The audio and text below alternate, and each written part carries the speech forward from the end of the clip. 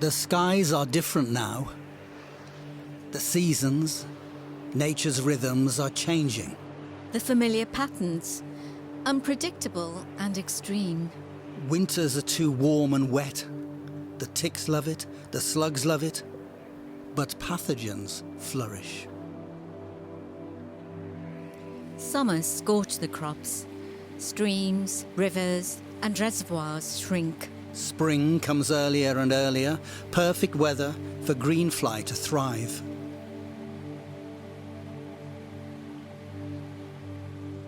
It wasn't always this way. Generation upon generation have farmed this land with traditions and know-how and graft.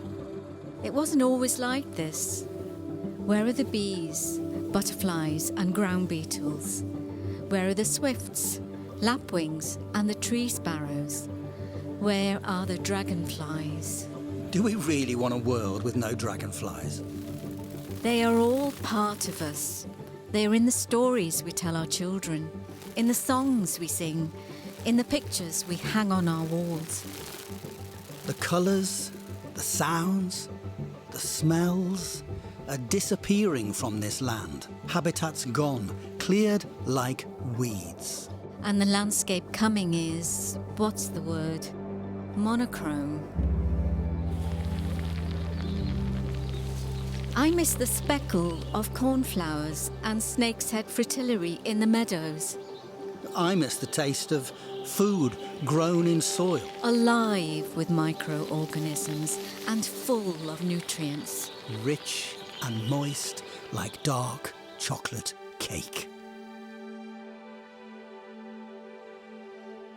It doesn't have to be like this.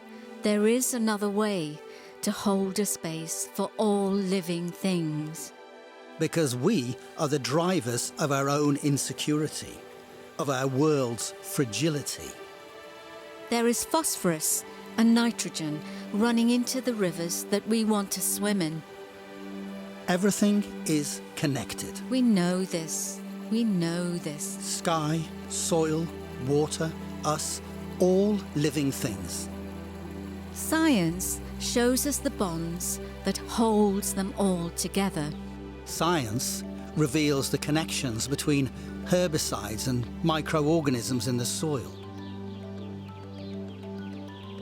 There are sensors in the fields collecting all kinds of data. Telling us the unintended consequences of methane and carbon dioxide on our farms.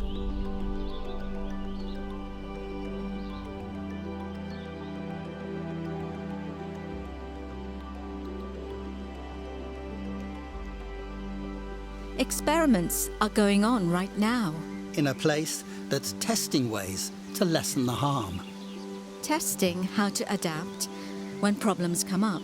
By planting willow, alder and deep-rooted grasses.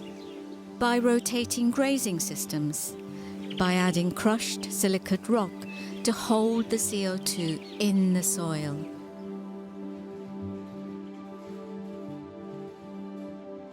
The question is, who is listening? Is it the landowners, the politicians, the farmers, the economists? Is it the people in the supermarkets?